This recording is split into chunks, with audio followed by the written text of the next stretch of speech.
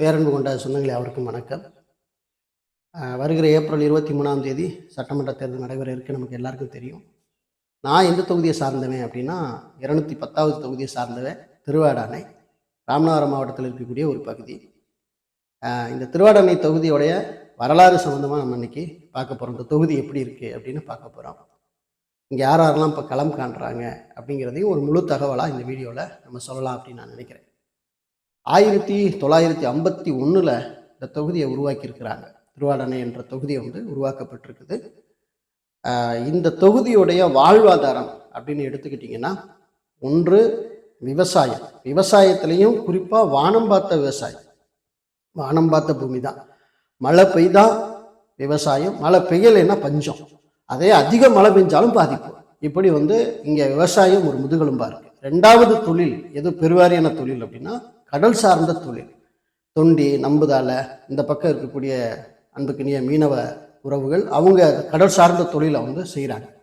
Education அப்படின்னு எடுத்துக்கிட்டோம்னா எஜுகேஷனுக்கெலாம் எந்த குறையுமே கிடையாது. ஆக்சுவலி 80% மேலே திருவாடானை சட்டமன்றம் எஜுகேஷனில் ஒன்றும் பிரச்சனை இல்லை, அதெல்லாம் ஓரளவுக்கு. ஆனால் கட்டமைப்பு, வேலை வாய்ப்பு அப்படின்னா ரொம்ப குறைவு. இன்றைக்கும் ஒவ்வொரு குடும்பத்திலையும் இருக்கக்கூடிய இளைஞர்கள் சராசரி ஒரு குடும்பத்திற்கு ஒருத்தன் அயல் நாடுகளில் வேலை பார்க்குறான். உண்மையாலுமே நீங்கள் கிராமங்களில் பாருங்கள் எப்படி இந்த தொகுதி ஒரு வளர்ச்சி அடைந்திருக்குது அப்படின்னா, இந்த அரசாங்கம் பண்ண காரியத்தினால அல்ல, ஒவ்வொரு மனுஷனும் தன்னுடைய தியாகத்தை இங்கே முன்னெடுத்து அவன் போய் குடும்பத்துக்காக கஷ்டப்பட்டு உழைச்சி அங்கேருந்து இங்கே கொண்டு அங்கே முதலீடு செய்து வீடு கட்ட, வாசல் கட்ட, அப்படி என்ன பண்ணுறாங்க அப்படின்னா தன்னுடைய நிலையை பெருக்கி இருக்கிறாங்க. அதுதான் நிதர்சனமான உண்மையும் கூட.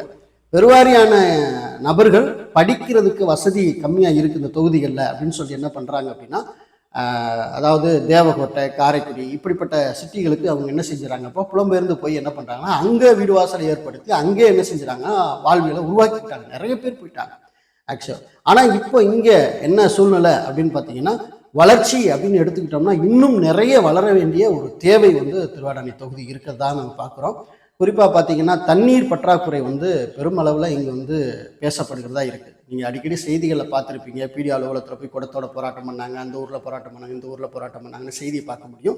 ஸோ தண்ணீர் பற்றாக்குறையை நிவர்த்தி பண்ண வேண்டிய தேவை அரசுக்கு இங்கே முக்கியமான ஒரு கடமையாக இருக்குது அப்படிங்கிறதை நான் ஃபஸ்ட்டு சொல்லிக்கிறேன். ஓகே, பொதுவாகவே பார்த்தீங்கன்னா வாக்காளர்களுடைய எண்ணிக்கை அப்படின்னு பார்த்தீங்கன்னா இப்போ 2,75,141 பேர் வாக்காளர்களாக இருக்கிறாங்க.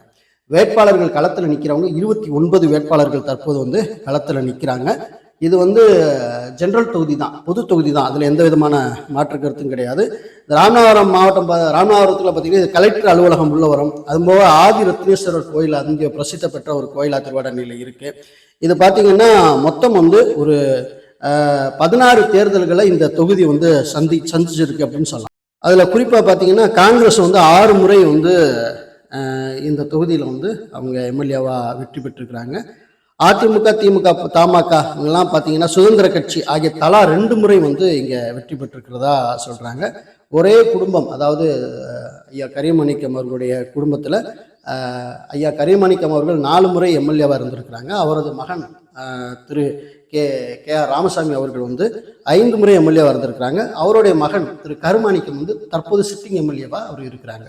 அஇஅதிமுகவுடைய வேட்பாளராக திருமதி கீர்த்தியா முனியசாமி அவங்க போட்டி போடுறாங்க. அதே போல் பார்த்தீங்கன்னா காங்கிரஸ் சார்பாக சிட்டிங் எம்எல்ஏ இருக்கக்கூடிய திரு கருமாணிக்கம் ராமசாமி அவர்கள் போட்டி போடுறாங்க. அதே போல் பார்த்தீங்கன்னா என்டிகே சார்பாக என் பிரேம்நாத் போட்டி போடுறாரு. அவர் ஒரு வழக்கறிஞர். அதே போல் தாவேகா சார்பாக ராஜீவ் போட்டி போடுறாரு, அவர் ஒரு டாக்டர் அப்படின்றாங்க. ஓகே, இவங்க 4 பேர் கவனிக்கக்கூடிய ஒரு வேட்பாளர்களாக இருக்கிறாங்க. அதுக்கப்புறம் பார்த்தீங்கன்னா தமிழக வாழ்வுரிமை கட்சி, இன்னொரு டிவிக்கு இருக்கு இல்லையா, அதுலேருந்து அன்புக்குனி நண்பர் ஓரிக்கோட்டை காளீஸ்வரன் போட்டி போடுறாங்க. இன்னும் நம்ம பார்வர்டு பிளாக் கட்சியிலேருந்து போட்டி போடுறாங்க. இப்படி பல சுயேட்சை வேட்பாளர்களும் களத்தில் இறங்கியிருக்காங்க. அவங்கள எல்லாம் நீங்கள் ஸ்க்ரீனில் பார்த்துட்ருக்கீங்க, சைடில் ஸ்க்ரீனில் பார்த்துட்ருக்கிறீங்க. ஓகேவா?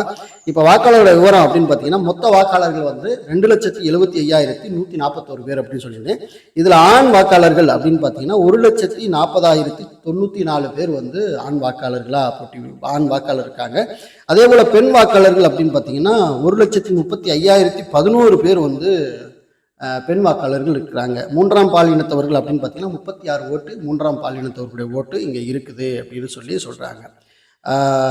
2021 சட்டமன்றத்தோட ஒப்பிடும்போது இது பார்த்தீங்கன்னா அப்போ 2,91,236 ஓட்டு இருந்துச்சு.